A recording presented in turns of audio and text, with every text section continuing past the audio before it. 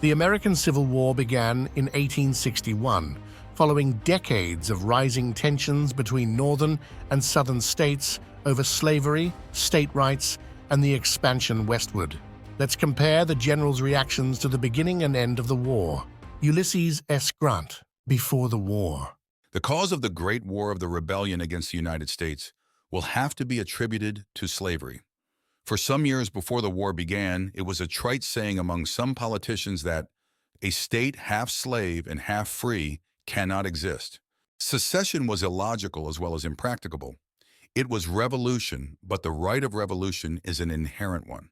When people are oppressed by their government, it is a natural right they enjoy to relieve themselves of oppression if they are strong enough, either by withdrawal from it or by overthrowing it and substituting a government more acceptable. The Southern Rebellion was largely the outgrowth of the Mexican War. Nations, like individuals, are punished for their transgressions. We got our punishment in the most sanguinary and expensive war of modern times. The right of any state to secede from the Union for any cause is incompatible with the perpetuity of the Union itself, and that the Union must be perpetual and that the Constitution must be maintained inviolate. Ulysses S. Grant, after the war. The war is over, the rebels are our countrymen again, and the best sign of rejoicing after the victory will be to abstain from all demonstrations in the field. I felt like anything rather than rejoicing at the downfall of a foe who had fought so long and valiantly and had suffered so much for a cause, though that cause was, I believe, one of the worst for which a people ever fought, and one for which there was the least excuse. The effects of the late civil strife have been to free the slave and make him a citizen, yet he is not possessed of the civil rights which citizenship should carry with it. This is wrong and should be corrected. To this correction I stand committed, so far as executive influence can avail. Let us have peace, forgetting all that has gone before. Robert E. Lee, before the war. I can anticipate no greater calamity for the country than a dissolution of the Union. It would be an accumulation of all the evils we complain of, and I am willing to sacrifice everything but honor for its preservation. With all my devotion to the Union and the feeling of loyalty and duty of an American citizen, I have not been able to make up my mind to raise my hand against my relatives, my children, my home. I have therefore resigned my commission in the Army and save in defense of my native state. With the sincere hope that my poor services may never be needed, I hope I may never be called on to draw my sword. If Virginia stands by the old Union, so will I. But if she secedes, then I will follow my native state with my sword and, if need be, with my life. What a cruel thing is war, to separate and destroy families and friends and mar the purest joys and happiness God has granted us in this world. Robert E. Lee, after the war. We must forgive our enemies. I can truly say that not a day has passed since the war began that I have not prayed for them. I think it wisest not to keep open the sores of war, but to follow the examples of those nations who endeavored to obliterate the marks of civil strife, to commit to oblivion the feelings engendered. So far from engaging in a war to perpetuate slavery, I am rejoiced that slavery is abolished. I believe it will be greatly for the interest of the South. The march of Providence is so slow, and our desires so impatient. The work of progress is so immense, and our means of aiding it so feeble. The life of humanity is so long, that of the individual so brief, that we often see only the ebb of the advancing wave and are thus discouraged. It is history that teaches us to hope. I believe it to be the duty of everyone to unite in the restoration of the country and the re-establishment of peace and harmony. I have been staying quietly here, with the hope of being permitted to lead a private life. I have seen enough of the evils of war, and am perfectly willing to remain quietly at home hereafter. William T. Sherman, before the war. You people of the South don't know what you are doing. This country will be drenched in blood, and God only knows how it will end. It is all folly, madness, a crime against civilization. You people speak so lightly of war. You don't know what you're talking about. War is a terrible thing. William T. Sherman, after the war. There is many a boy here today who looks on war as all glory.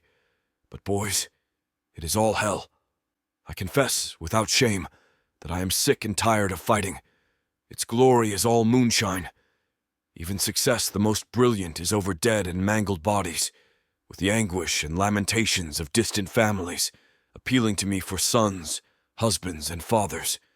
It is only those who have never heard a shot, never heard the shriek and groans of the wounded and lacerated, that cry aloud for more blood, more vengeance, more desolation. Stonewall Jackson, before the war.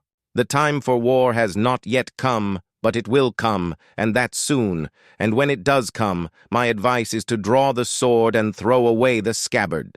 I yield to no man in sympathy for the gallant men under my command, but I am obliged to sweat blood tears over the fate of our poor country. JEB Stuart, before the war. In the new order of things, we are reduced to the alternative of choosing an unconditional submission to the tyranny of the federal government, or of standing up for our rights and liberties. Abraham Lincoln, before the war. Both parties deprecated war, but one of them would make war rather than let the nation survive, and the other would accept war rather than let it perish, and the war came. In your hands, my dissatisfied fellow countrymen, and not in mine, is the momentous issue of civil war. We are not enemies, but friends. We must not be enemies. Though passion may have strained, it must not break our bonds of affection. The mystic cords of memory, stretching from every battlefield and patriot grave to every living heart and hearthstone all over this broad land, will yet swell the chorus of the Union when again touched, as surely they will be, by the better angels of our nature. Abraham Lincoln, after the war. With malice toward none, with charity for all, with firmness in the right as God gives us to see the right, let us strive on to finish the work we are in, to bind up the nation's wounds, to care for him who shall have borne the battle, and for his widow and his orphan, to do all which may achieve and cherish a just and lasting peace among ourselves and with all nations. With the help of God I shall not fail, I shall not fail. We shall nobly save or meanly lose the last, best hope of earth. Let us strive on to finish the work we are in, to bind up the nation's wounds, to care for him who shall have borne the battle, and for his widow and his orphan, to do all which may achieve and cherish a just and lasting peace among ourselves and with all nations. I have always thought that all men should be free, but if any should be slaves, it should be first those who desire it for themselves, and secondly, those who desire it for others. Jefferson Davis, before the war. I worked night and day for 12 years to prevent the war, but I could not. The North was mad and blind, would not let us govern ourselves, and so the war came. The time for compromise is now past, and the South is determined to maintain her position and make all who oppose her smell Southern powder and feel Southern steel. The principles for which we contend are bound to reassert themselves, though they may be temporarily trampled down by the conquering sword. The South is now about to ascend to the most glorious heights, leaving behind her every earthly object except the attainment of her independence and the achievement of her rights. Jefferson Davis, after the war. The contest is not over. The strife is not ended. It has only entered upon a new and enlarged arena. The past is dead. Let it bury its dead, its hopes and aspirations. Before you lies the future. Let me beseech you to lay aside all rancor, all bitter sectional feeling, and to take your places in the ranks of those who will bring about a consummation devoutly to be wished. A reunited country. Nathan Bedford Forrest, before the war. I loved the old government in 1861. I loved the old Constitution yet. I think it is the best government in the world, if administered as it was before the war. I do not hate it. I am opposing now only the radical revolutionists who are trying to destroy it. I believe that party to be composed, as I know it is in Tennessee, of the worst men on God's earth, men who would not hesitate at no crime, and who have only one object in view, to enrich themselves. Nathan Bedford Forrest, after the war. I went into the army worth $1.5 million and came out a beggar. Ladies and gentlemen, I accept the flowers as a memento of reconciliation between the white and colored races of the southern states. I accept it more particularly as it comes from a colored lady, for if there is anyone on God's earth who loves the ladies, I believe it is myself. I came here with the jeers of some white people who think that I am doing wrong. I believe I can exert some influence and do much to assist the people in strengthening fraternal relations, and shall do all in my power to elevate every man to depress none. I want to elevate you to take positions in law offices, in stores, on farms, and wherever you are capable of going. I have not said anything about politics today. I don't propose to say anything about politics. You have a right to elect whom you please. Vote for the man you think best, and I think, when that is done, you and I are free men. Do as you consider right and honest in electing men for office. I did not come here to make you a long speech, although invited to do so by you.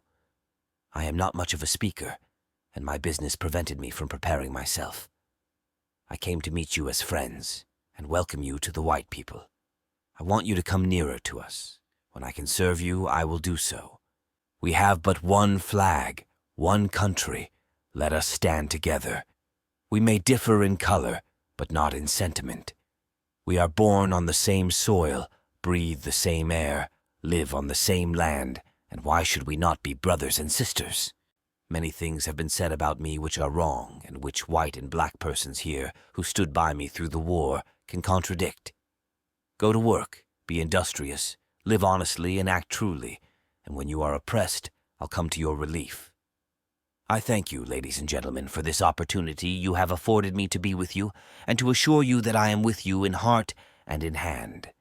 Thanks for watching, subscribe and press likes.